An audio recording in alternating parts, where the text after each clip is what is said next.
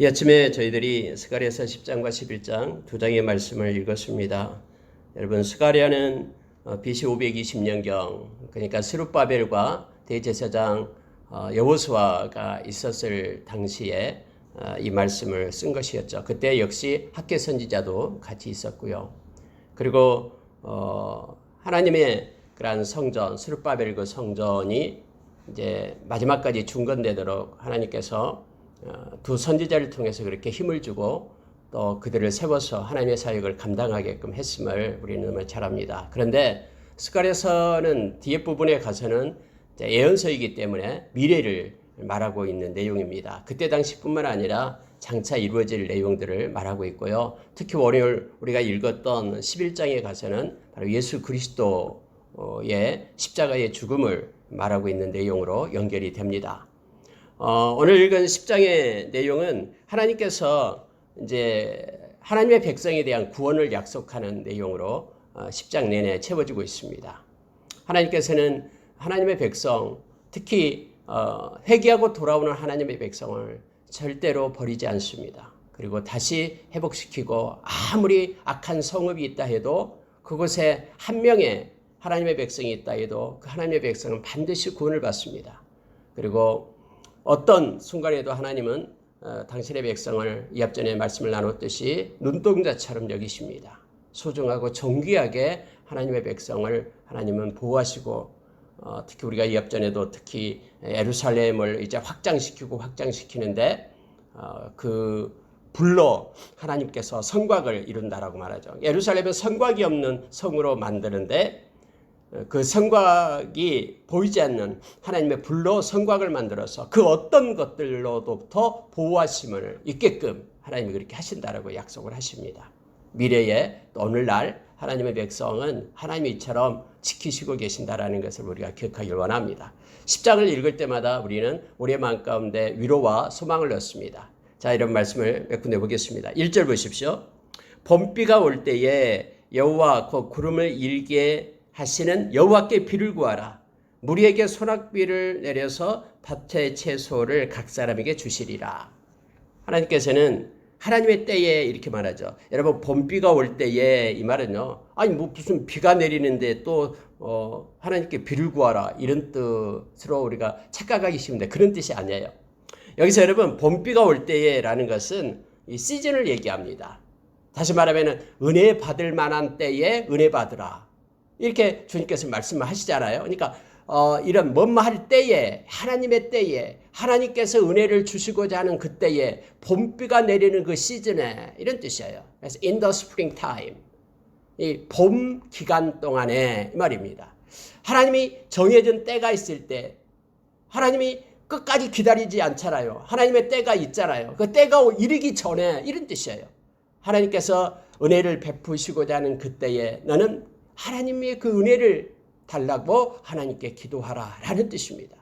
그래서 여기서요, 봄비가 올 때에 라는 표현이 바로 그런 때입니다. 하나님께서 은혜 주시고자 하는 그때에 비를 내리는 그 기간 동안에는 너가 비를 구하라 라고 말하고 있습니다.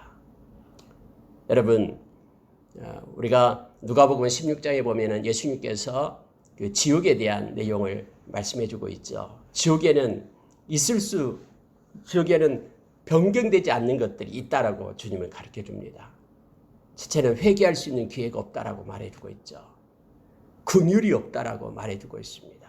그리고 한 번 정해진 것은 절대로 변함이 없다라고 가르쳐 주고 있어요. 기회는요, 우리가 이 세상에 있을 때입니다. 이 기간 안에 우리가 돌이켜 하나님께로 향해야 됩니다. 하나님의 때가 있다라고 성경은 말하죠. 우리가 히브리서 9장 27절에서 한 번 죽는 것은 정해진 것이다라고 얘기해요. 이게 때입니다. 그러나 이후에는 심판이 있다라고 말하고 있습니다. 고린도후서 5장 10절에 보면은 그리스도의 심판대가 있다라고 바울 사도는 말하고 있죠. 근데 그 그리스도의 심판대가 너무너무 두려움으로 나는 각 사람에게 권면한다. 간절히 그들에게 권한다라고 바울 사도는 그렇게 말하고 있음을 봅니다. 그때, 그러니까 그때가 이르기 전 하나님께서 은혜의 때를 주어줬을 때 하나님께 구하고 하나님의 은혜를 받으라라고 지금 성경은 말해주고 있는 것입니다. 구름을 일게 하시는 여호와께 비를 구하라라고 말합니다. 그러면 하나님께서 그 무리들에게 구하는 자들에게 소낙비를 내려서 밭의 채소를 각 사람에게 주시리라 라고 성경은 말해주고 있죠. 하나님께 구하라라는 거예요. 은혜 주실 수 있는 능력이 있는 하나님께 구하라라고 말합니다. 드라빔에게 구하지 말라라고 말합니다. 복술자에게 손을 내밀지 말라라고 얘기합니다. 그들은 진실한 것이 없고 꿈을 가지고 말한 지 그 기도가 위로가 헛된 것이라고 말합니다. 그들에게 구하는 자, 거짓된 것에 구하는 자는 백성들이 양같이 유리하게 될 것이고 목자가 없음으로 인하여 공고함을 당하리라 라고 말하고 있습니다. 구하면 구할수록, 거짓된 것에 구하면 구할수록 그들의 공고함은 더 심해지고 깊어질 것이다라고, 더욱더 유리하게 될 것이다라고 성경은 가르쳐주고 있는 거예요. 하나님께서 은혜 주실 때에 오직 하나님께 그 은혜를 구하라라고 얘기합니다. 그러면은 하나님께서 너희들을 먹이시리라. 그러나 하나님 외에 다른 것을 가지고 너가 구하고 위로를 삼을 때에는 더욱더 너의 공고함과 너의 유리함이 더 깊어지고 더 커질 것이다라고 성경은 말해주고 있는 내용이죠. 하나님은 말씀합니다. 내가 그런 거짓 목자들, 내가 그들에게 노를 바라겠다. 그 순념서들 우상을 얘기하죠. 내가 벌하리라. 그래서 하나님께서는 당신의 백성들을 이제는 이렇게 구원하며 복을 주겠다라고 10장에서 쭉 연결하면서 너희는 오직 나에게만 구하고 나에게로 돌아오라라고 지금 이제 예루살렘으로 올라왔던 그런 5만여 명의 사람들이 있었잖아요. 그리고 지금까지 이제 한 20여 년이 지나게 되잖아요. 그런데 그곳의 주변에 많은 민족들이 있었고 거짓 우상들이 있었습니다.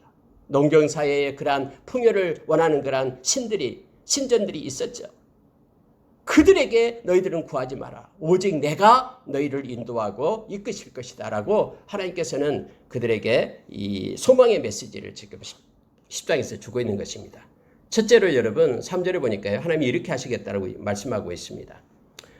3절 그 하반절에요. 만군의 여호와가 그 무리 곧 유다 족속을 돌보아 그들을 전쟁에 준막하게 하리니, 하나님께서 너희들을 돌보겠다라고 약속을 합니다.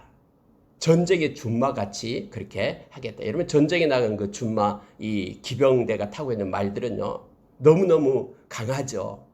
그리고 어떤 두려움에도 흔들림 없이 그렇게 전쟁터를 향해서 달려갑니다. 이 준마의 특징이죠. 그런데 하나님의 백성들을 하나님께서 돌봐 주겠다. 그리고 건강하게 그 준마처럼 그렇게 세워주겠다라고 먼저 약속합니다. 그러니 너희는 나를 바라보라. 나에게 구하라. 라고 말합니다. 두 번째로 여러분 5절에 보면은요. 5절에 싸울 때의 용사같이 거리의 진흙 중에 원수를 밟을 것이라 하면서 여호와가 그들과 함께한즉 그들이 싸워 말탄 자들을 부끄럽게 하리라. 하나님께서 그들과 함께하겠다라고 말합니다. 여기서 말탄 자들이라고 표현할 때는 그때 강대국들을 얘기합니다. 바벨론도 그때 있었죠. 이와 같이 말탄 자들, 너희들 보기에 너무너무 무섭고 너무너무 힘이 강한 것들, 그 아무것도 아니다라는 거예요. 왜요? 하나님이 너희와 함께하겠다라고 약속합니다. 그래서 마치 진흙 중에 원수를 밟을 것이라고 말하면서, 왜냐하면 내가 너와 함께하기 때문에 하나님 이걸 약속해 줍니다. 내가 너희를 돌보고 내가 너희를 절대 떠나지 않고 함께하리라 라는 약속을 하고 있음을 보게 됩니다. 세 번째로 6절에 보면요, 내가 유다 족속을 견고하게 하며 요셉 족속을 구원할 것이라. 내가 그들을 긍휼히 여김으로 그들이 돌아오게 하리니 그들은 내가 내버린 일을 없었음 같이 되리라. 나는 그들의 하나님 여호와라. 내가 그들에게 들으리라 하면서 하나님께서는 이제 긍휼히 여기시겠다라고 약속을 합니다. 특히 내가 그들의 소리를 들으리라 해서 하나님은 친밀한 가운데 그들과 함께 하겠다라고, 그들에게 응답하겠다라고 약속해 줍니다. 여러분 1절에서도 역시 마찬가지지만은 하나님께 구하라. 그러면 하나님께서 비를 내려주겠다라고, 은혜의 비를 내려주겠다라고 약속하시고요. 이제는 내가 너희의 소리를 듣겠다라고 말씀해 주고 있는 것입니다. 하나님은 친밀함을 주겠다라고 말씀합니다. 하나님은 너희를 돌봐서 준마같이 하고 하나님이 너와 함께해서 언제나 승리를 주고 그리고 너희들에게 세밀한 것을 너희들을 내가 경고하게 하며 너희들에게 내가 너희들의 소리를 내가 듣겠다. 내가 긍휼히 여김을 긍휼을 베풀겠다. 하나님이 이렇게 약속해 두고 있음을 봅니다. 7절에는요. 여러분 하나님이 하시고 싶은 말을 막 다 하십니다. 너무너무나 자상하시고 섬세하시고 그래서 하나님의 백성들이 하나님만을 바라보면서 하나님과 함께할 것을 지금 요청하고 있는 내용이에요. 여러분 7절에 보면은요. 에브라임이 용사 같아서 하면서 그 하반절에 보십시오. 그들의 자손을 보고 기뻐하며 여호와로 말미암아 마음이 즐거워하리라. 기쁨을 주겠다라고 약속하고 있는 거예요. 하나님 때문에 그들이 즐거워하며 하나님 때문에 기쁘며 하나님 때문에 희락이 넘치는 그런 삶이 그들에게 있게 될 것이다라고 하나님이 이것을 약속해 주십니다. 또한 여러분 9절에 가서는 하반절에 보십시오. 먼 곳에서 나를 기억하고 그들이 살아서 그들의 자녀들과 함께 돌아올지라 하면서요. 내가 그들을 여러 백성 가운데 흩트렀으나 이제는 그들이 먼 곳에서 그들이 하나님을 기억하고 그들이 살아서 그들의 자녀들과 함께 돌아올 것이다 하면서요. 곳곳에서 하나님의 백성들이 이제는 돌아와 하나님께 예배자로 서게 될 것을 또 약속해 주고 있습니다. 이제는 전에는 죄를 범했기 때문에 하나님께서 책망에서 흩트렸지만은 그러나 흩은 그곳에서 그들이 회개하고 하나님을 기억한다라는 것을 회개한다라는 거예요. 회개하고 돌아온 그들의 자녀들까지 돌아와서 이제는 나를 예배하는 자로 세우게 될 것이다 라고 하나님이 약속해 줍니다. 여러분 예배에 대해서 우리가 기억을 해봅시다. 예배는요 하나님께서 너무너무 기뻐 받으시는 것이죠. 그리고 우리가 예배자로 섰다는 것은 우리가 영광입니다. 다시 말하면 이거예요. 큰 어떤 만약에 대통령 생일잔치가 있다고 가정합시다. 근데 대통령 그 생일잔치가 있는데 그 대통령 생일잔치에 내가 초대를 받는 거예요. 초대받아서 그곳에 가서 기쁨으로 축하한다라고 이렇게 말하는 그러한 위치에 있다고 생각해 보십시오. 이것은 굉장히 큰 영광이죠. 온 우주를 주관하시는 그 하나님 앞에 하나님께 영광을 돌리는 그 영화로운 자리에 하나님이 우리를 초대한 것이 곧 예배인 거예요.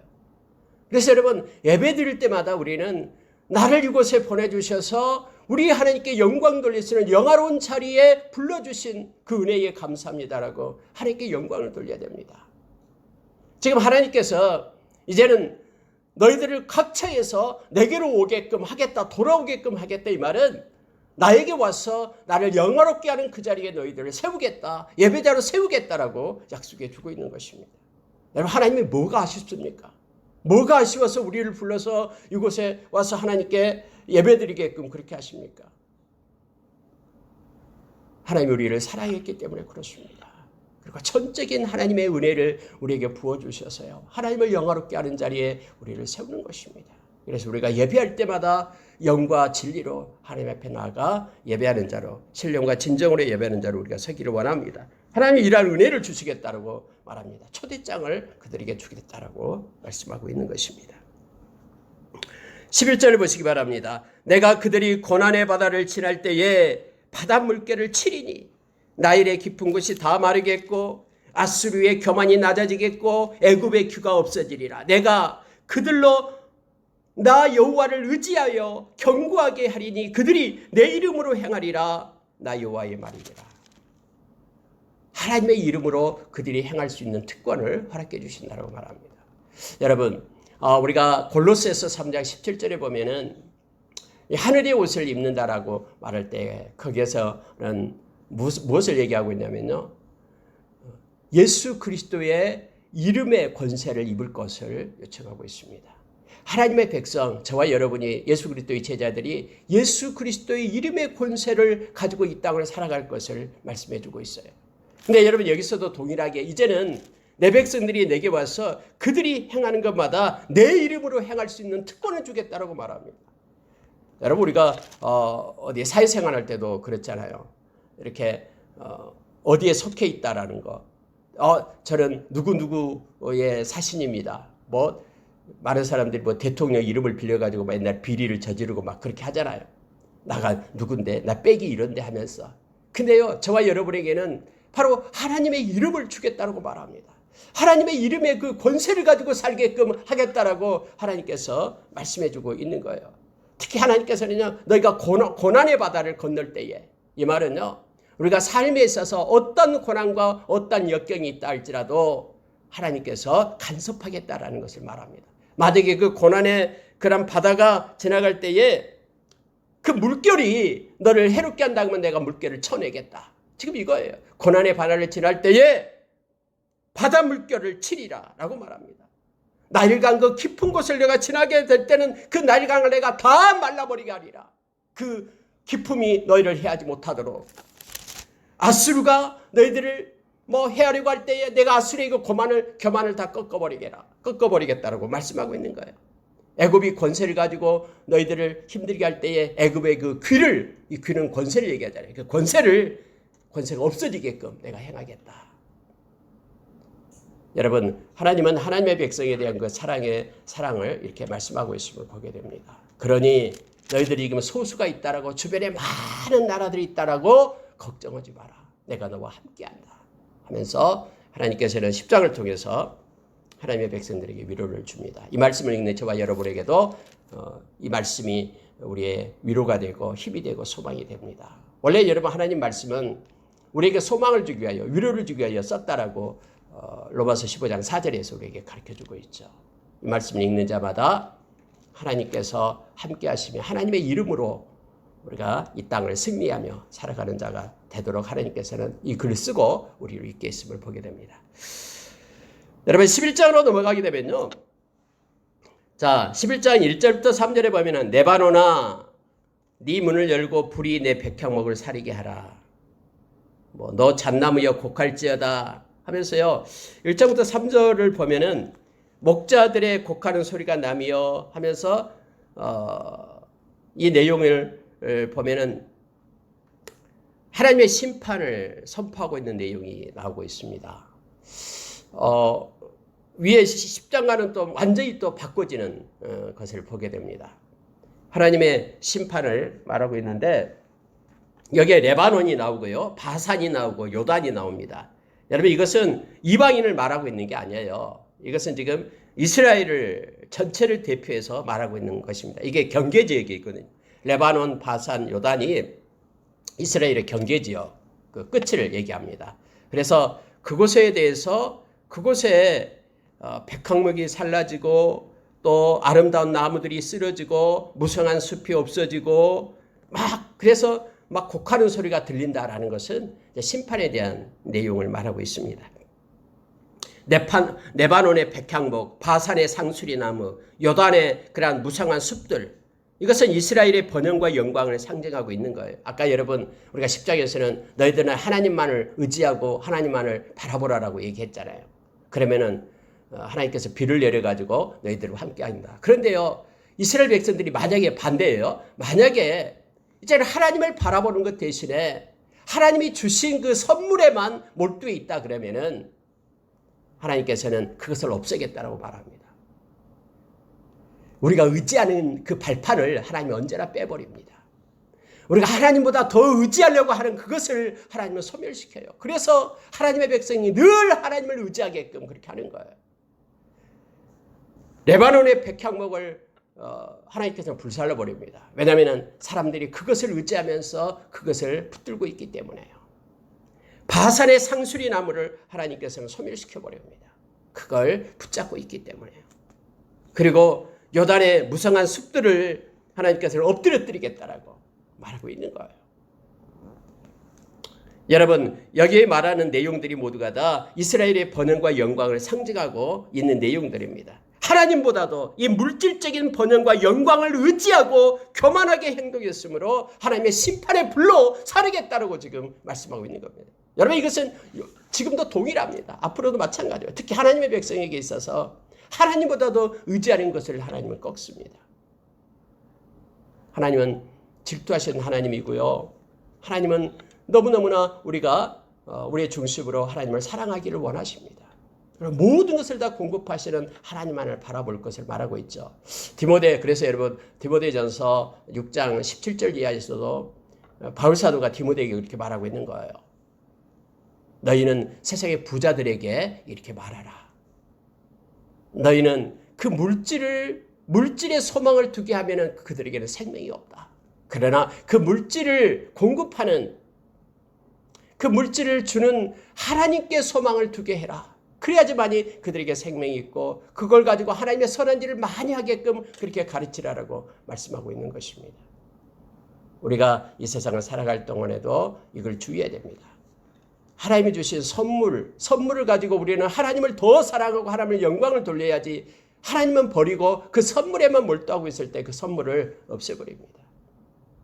그것이 그에게 더 유익하기 때문에, 그를 살리는 길이기 때문에 하나님께서 그렇게 행하심을 우리가 기억합니다. 여러분, 여기서 11장 1절부터 3절의 말씀을 우리가 묵상하면은 하나님께서는 레바논의 백향목, 그리고 바산의 상수리 나무, 그리고 여기에 나타나는 요단의 그런 무성한 숲들, 이것을 하나님이 사려는 이유가 바로 그것, 하나님보다도 그것을 더 사랑하고 있기 때문이다 라고 말씀은 우리에게 은혜를 줍니다.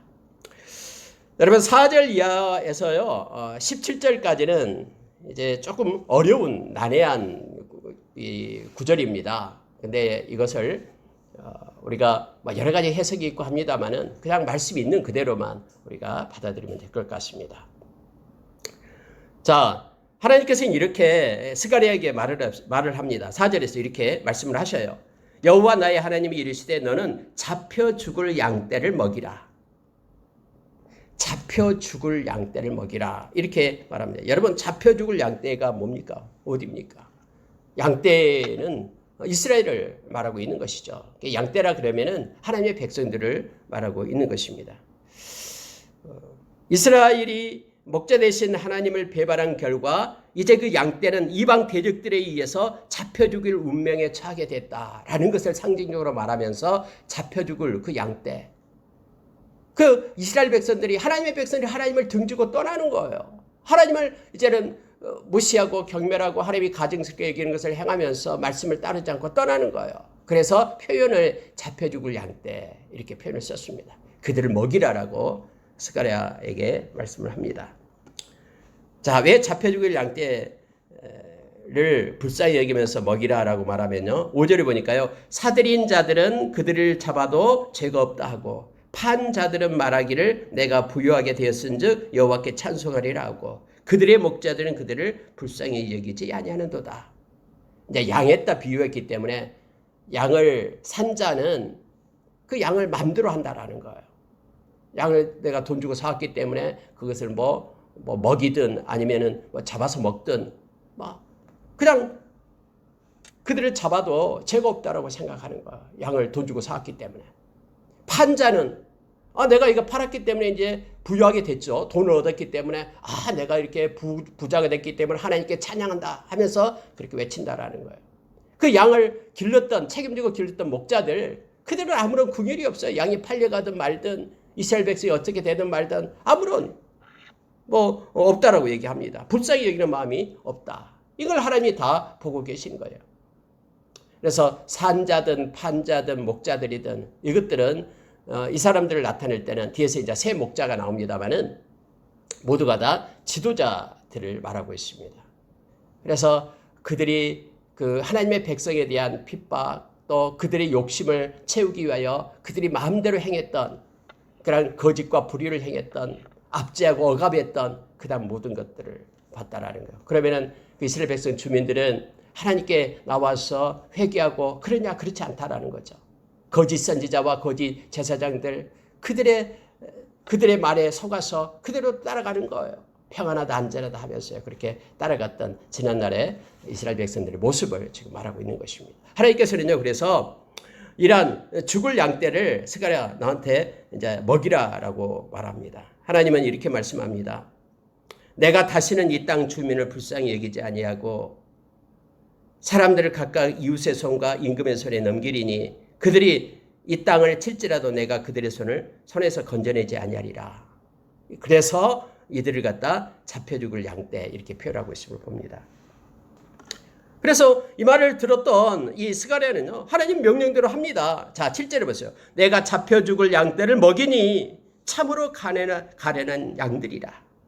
내가 막대기 둘을 취하여 하나는 은총이라 하며 하나는 연합이라 하고 양떼를 먹일세 라고 표현하고 있습니다. 여러분, 여기서 스가랴는 여기에서는요, 7절에서는 스가랴가 참 목자를 상징적으로 나타내고 있습니다. 위에서는 이제 거짓 목자들을 말하고 있는 것이고요. 참 목자는 은총과 연합을 가지고 양떼를 먹인다라고 말합니다. 여러분, 막대기다라고 말할 때는 양을 보호하기 위해서 목자들이 쓰는 것을 막대기라고 말하고 있는 것이죠. 은총이라는 이름하고 연합이라는 이름을 붙였습니다. 자신의 양떼를 자상하게 인도하여 하나님 앞으로 이끌어 갈 그런 도구, 막대기를 말하고 있는데요. 여기서 목자가 은총과 연합이라는 것을 가지고 말하고 있죠. 은총, 자상하게 보호한다, 은혜를 베푼다라는 겁니다. 여러분, 선한 목자 되신 우리 주님이 요한복음 10장에서 양들의 이름을 하나하나 불러냅니다. 그리고 그들을 보살피고 돌봅니다. 연합이다라는 것은 함께한다라는 뜻입니다. 하나가 됩니다.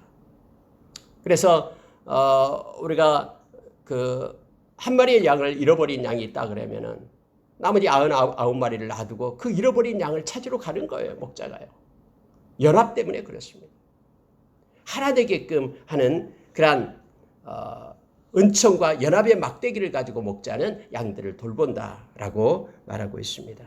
여러분, 이 모사는 바로 오실 선하신 목자 메시아에 관한 그림입니다. 하나님께서 자기 백성들을 돌보시는 방법이기도 합니다. 은총과 연합으로 내가 이끌겠다라고 말씀하신 것이죠. 한 달 동안 내가 그 세 목자를 제거하였으니 8절에 보십시오. 이는 내 마음에 그들을 싫어하였고 그들의 마음에도 나를 미워하였습니다. 여기서 여러분 이게 좀 애매합니다. 좀 어려운 그런 구절입니다. 자, 세 목자가 무엇을 가리킬까라고 말하는 것이 이제 신학자들이 많은 것들을 말하고 있는데요. 그냥 그대로 위에서 내용과 연관해서 보면 됩니다. 세 목자라고 얘기할 때는 위에서 말할 때에 5절에 보니까 사들인 자들, 파한 자들, 그리고 그들의 목자들 이런 표현을 쓰고 있죠. 그리고 이것이 이제 장차 예수님 오셨을 때에 예수님 앞에 있는 그런 제사장들이나 그리고 바리새인들 그렇게 받아들이지 않았던 예수님을 싫어했던 그런 모습으로 우리가 보면 됩니다. 그러니까 그때 당시의 일들 그리고 장차 나타난 일들 함께 보면 됩니다. 반대하고 하나님의 백성들을 돌보지 않았던 그런 악한 나쁜 목자들로 생각하면 됩니다. 한 달에 상징적으로 얘기합니다. 한 달에 이 세 목자를 제거했다고 얘기합니다. 근데 그 이유가 뭐냐면은 내 마음에 그들을 싫어하였고 그들의 마음에도 나를 미워하였다. 참 목자를 미워했다라는 거예요. 그리고 싫어했다. 그렇기 때문에 그들을 여기서는 제거했다라는 표현으로 쓰고 있음을 보게 됩니다. 여러분, 우리 주님이 이 땅에 오셨을 때예요. 예수님을 싫어했던 수많은 그런 무리들이 있었죠. 특히 여기서 목자들이 있었죠. 제사장들, 또 바리새인들, 또 서기관들, 말씀을 가지고 있다는 그들, 그리고 하나님께 예배드린다는 그런 제사장들, 그리고 늘 산 가운데 하나님께 영광을 돌린다는 그런 바리새인들, 막 그들이 예수님을 싫어하고 예수님을 그래서 십자가에 못 박게끔 그렇게 하잖아요. 자, 이렇게 됩니다. 그래도 보십시오. 내가 이르되 9절입니다. 내가 너희를 먹이지 아니하리라. 죽은 자는 죽은 대로, 망하는 자는 망하는 대로, 나머지는 서로 살을 먹는 대로 두리라. 하면서 이제 하나님 목자, 참 목자 따르기를 거부하는 이들에게 주어지는 내용을 지금 심판의 내용을 적고 있음을 보게 됩니다. 자, 여러분 상징적으로 말합니다. 두 가지 막대기를 가지고 있었는데요. 이제 10절이에요. 은총이라는 막대기를 취하여 꺾었으니 라고 말했죠. 그걸 꺾어버립니다. 이는 모든 백성들과 세운 언약을 폐하려 하였습니다. 당일에 곧 폐함에 내 말을 지키던 가련한 양들은 이것이 여호와의 말씀이었던 줄 안지라. 그래서 내 말을 지키던 가련한 양들, 이것도 무엇을 상징하는가가 좀 어렵습니다. 그러나 여기서는 이제 NIV를 보면은요, 내 말을 지키던, 여기서는 이제 지키다라는 것이 우리가 뭐 순종하다 이런 뜻이 아니야. 여기서는 watching, 보고 있던 말이야. 이런 모든 상황을 보고 있던 그러한 가련한 양들, 그때서야 이제는 말합니다. 이것이 하나님의 말씀이었다. 이렇게 깨닫게 된다라고 말하고 있죠. 예수 그리스도가 십자가에 죽고 났을 때 그 위에 이제 이걸 보고 있던 그 백부장이 그렇게 고백을 했던 것이죠. 참으로 하나님의 아들이었다라고 고백하는 것들. 주님이 십자가에서 죽고 난 다음에 주님께서 이 그 세상에 있을 생애 기간 동안에 몰랐던 것들을 이제 깨닫게 되죠. 그래서 우리가 주님이 십자가에서 죽으시고 부활하시고 난 다음에 예수 그리스도의 이름이 열방 곳곳에 이제 증거되게 되고요. 깨달음을 얻게 되는, 바로 예수 그리스도가 하나님의 아들이었다라고 깨닫고 돌아온 자들이 있었음을 우리는 너무나 잘 압니다. 여러분, 여기에서 이제 예수님의 이제 그 가룟 유다가 예수님을 팔아 먹잖아요. 거기서 싹이 바로 은 30개였음을 여기서 나타내고 있는데요. 또 이걸 가지고 신약 성경에서는 예수님의 그 몸값으로 비유를 하고 있습니다. 자, 12절 보세요. 내가 그들에게 이르되 너희가 좋게 여기거든 내 품삯을 내게 주고 그렇지 아니하거든 그만두라. 그들이 곧 은 30개를 달아서 내 품삯을 삼은지라. 여호와께서 내게 이르시되 그들이 나를 헤아린 바 그 싹을 토기장이에게 던지라 하시기로 내가 곧 그 은 30개를 여호와의 전에서 토기장이에게 던지고 라고 되어 있죠. 우리가 예수 그리스도를 가룟 유다가 팔고 은 30개를 받아요. 그리고 양심의 가책을 받아서 다시 그것을 가지고 대제사장에게 갑니다. 물르자고. 그리고 그 돈을 던져버리죠. 물을 수 없다라고 얘기합니다. 너의 죄는 네가 받아라 하니까는 나가서 목매달아 죽게 됩니다. 그리고 그 은 30개를 가지고 이제 성전고에 넣을 수 없다라고 말합니다. 자기가 준 돈이었으면서도 받지 않죠. 그리고 이 땅을 사게끔, 토기장의 밭을 사게끔 그렇게 합니다. 그리고 행인들의 무덤이 되게끔, 무덤을 넣는 장소가 되게끔 그렇게 했다라고 성경이 말하고 있습니다. 여러분, 왜 여기서 30개가 나올까요? 그들이 이제 이 목자의 값을 이제 30을 쳐줘요. 근데 여기서 30개를 달아서 내 품삯을 삼는지라 이렇게 되어 있죠. 여기서 여러분요, 은 30개를 그들이 달아서 주면서 이제 성경 그 말씀의 그런 그 내용의 그 분위기를 보면은요, 이것도 많이 쳐준다라고 생각하고 은 30개를 쳐주고 있는 내용이에요. 이제 너무너무 많이 값을 주고 있는데 바로 은 30개를 그냥 후한값으로 쳐주고 있다라고 그들이 생각하기에 지금 그렇게 쳐주고 있다라는 그런 뉘앙스가 그런 원문에 나타납니다. 근데 하나님께서는요, 13절에서 이렇게 말합니다. 그들이 나를 헤아린 바 그 싹. 그들이 나를 헤아린 바, 이 헤아린다라는 것은 계산한다라는 것이거든요. 하나님께서는 나를 계산한 값이다라고 말하고 있는 거예요. 그래서 이것이 바로 예수 그리스도를 나타낸 것임을 우리는 너무나 잘 압니다. 그들이 나를 헤아려서 그들이 많다라고 준 그 값 은 30개라고 말하고 있습니다. 그걸 너는 갖다가 던져라. 그리고 그것으로 토기장의 밭에 사게끔 그렇게 하라라고 지금 스가랴에게 말하고 있습니다. 이것은 장차 예수 그리스도의 십자가의 죽음을 말하고 있는 것입니다. 여러분이 말씀을 읽을 때 저는 묵상할 때 하나님께서 하나의 깨달음을 주신 것이 있습니다. 우리도 역시 예수 그리스도의 그 십자가의 그 은혜를 이들처럼 생각하고 있지 않는지. 여러분, 이 은 30개는요, 노예의 몸값입니다.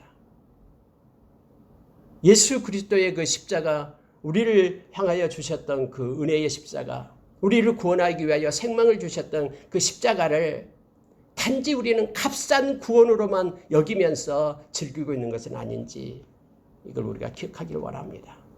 마치 그들처럼 그들이 지금 참 목자, 이 스가랴의 수고비로 30을 던져주었듯이 그것이 내 몸값이다라고 지금 주님이 말씀하고 그걸 던져라라고 말씀한 것처럼 십자가의 그 은혜의 깊이를 우리가 더 깊이 깨닫기를 우리가 기도하면서 성령님의 그러한 은혜를 우리가 누리기를 원합니다. 우리가 데살로니가후서 3장 5절에 바울 사도는 그렇게 말씀을 우리에게 주고 있죠. 너희들의 마음이 하나님의 은혜 가운데 들어가기를 원한다. 그리고 고난 가운데, 그리스도의 그 고난 가운데 너희들의 마음이 들어가기를 원한다라고 말합니다. 이건 십자가를 얘기합니다. 십자가의 그 은혜와 십자가의 그 주님의 그 고난을 더 깊이 깨닫고 우리가 받은 이 구원은요, 싸구려 구원이 아니에요. 하나님이 그의 생명을 주고 우리를 산 엄청난 소중하고 귀중한 구원입니다. 우리가 믿는 믿음은요, 이 초라한 게 아닙니다. 온 우주를 주관하시는 그 하나님이 생명을 주고 우리를 건진 우리 그 은혜잖아요.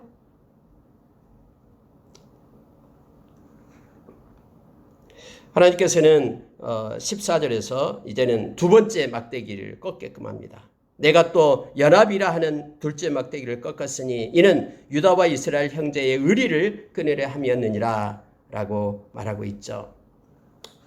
물론 이 연합이라는 것은 이스라엘의 통일성과 연합성, 이렇게 화합을 상징하고 있는 것입니다. 그것을 꺾었다라는 것은 이제는 불화와 반목을 겪게 될 것이다라는 것을 말하고 있습니다. 계속해서 이스라엘 백성들이 그렇게 불화와 반목 가운데 있었다라는 것을 우리는 너무나 잘 압니다. 16절 17절 보고 마치겠습니다. 보라, 내가 한 목자를 이 땅에서 일으키리니. 여러분 이것도 또 착각하면 안 됩니다. 이 한 목자는요, 좋은 목자를 얘기하는 게 아니에요. 나쁜 거짓 선지자를 말하고 있습니다. 그들이 참 목자를 싫어하고 배척하니까, 그들이 참 목자를 따르기를 거부하니까 이제 하나님께서는 한 목자, 거짓 목자를 그냥 던져주겠다라고 말씀합니다. 나를 따르지 않으니까, 내게로 돌아오지 않는 자들은 거짓 목자를 따라서 살게끔 그렇게 하겠다라고, 유기시키겠다라고 말씀하고 있는 내용이 바로 16절이에요. 그래서 내가 한 목자를 땅에서 일으키리니 그는, 그 목자는요, 자, 그가 없어진 자를 마음에 두지 아니하며, 긍휼이 전혀 없어요. 양떼가 없어지든 말든 상관하지 않아요. 흩어진 자를 찾지 아니하며, 내가 무슨 수고를 하면서 찾아 그냥 없으면 죽으라고 내버려 두지. 이런 거짓 목자를 얘기하고 있는 거예요. 흩어진 자 찾지 않습니다. 잃어버린 자 찾지 않아요. 상한 자를 고치지 아니하며, 지금 상해서 지금 아픔, 고통 중에 있는 그것 고치지 않는다라고 말합니다. 강건한 자를 먹이지 아니하고 목자가 할 일을 하지 않습니다. 오히려 살찐 자의 고기를 먹으며 오히려 잡아서 자기가 먹어요. 또 그 굽을 찢으리라 라고 말하고 있죠.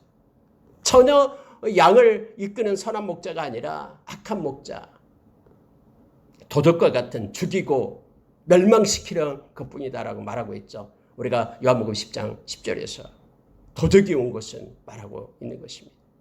악한 자를 얘기하고 있습니다. 그들을 따라간다라는 거예요. 거짓 목자를 따라간다라고 말하고 있습니다. 그래서 17절에 화했을진저 양떼를 버린 못된 목자여, 칼이 그의 팔과 오른쪽 눈에 내리리니 그의 팔이 아주 마르고 그의 오른쪽 눈이 아주 멀어 버릴 것이라 하시니라 하면서 결국 하나님께서 그 목자도 심판하게 될 것이다라고 말하고 있습니다. 여러분 11장은 좀 어렵습니다. 그렇지만은 내용이 뭐냐면은 오직 참된 목자, 참 목자와 거짓 목자를 지금 비교해서 말하고 있고, 참 목자가 그 양들을 살리기 위하여 십자가에서 죽게 되는 것을 나타냅니다. 그런데 그들이 노예의 몸값으로 바로 나를 헤아렸다라고 말하고 있는 거예요. 근데 하나님의 백성도 덩달아 십자가를 너무나 소홀히 하고 무가치하게 여기는 이들의 눈으로 바라보고 있지는 않는지 이 말씀을 보면서 우리 자신을 치기를 원합니다. 그래서 성령님께 늘 기도하기를 십자가의 그 은혜와 그 사랑과 그 고난을 더 깊이 깨닫게 해달라고. 우리가 잘 아는 에베소서 3장 18절 이하에서 그리스도의 그 사랑, 바울사도 그렇게 얘기하잖아요. 그리스도의 그 사랑, 그 사랑의 깊이, 사랑의 높이, 사랑의 넓이, 사랑의 길이를 알게 해달라고 그렇게 기도했듯이 그 십자가의 그 사랑의 은혜가 우리 가운데 충만하게 임해서 그 구원의 감격으로 어떤 고난 중에서도 승리하며 기쁨으로 나가는 우리가 되기를 원합니다. 말씀을 마치겠습니다. 예수님은 우리의 참 목자가 되십니다. 그분은 우리의 이름을 부르고 요한복음 10장 27절의 말씀처럼 그의 양인 우리는 그의 음성을 듣습니다. 그리고 주님은 우리를 알고 우리는 주님을 따라가는 양이 됩니다. 우리가 주님의 그런 말씀 또 주님의 인도하심을 받지 않을 때 우리는 주님을 따라갈 수가 없죠. 참 목자 되신 우리 주님을 기억하는 오늘 하루가 되기를 원합니다. 그리고 십자가의 그 은혜에 감격하고 감사하는 하루가 되기를 원합니다. 기도하겠습니다.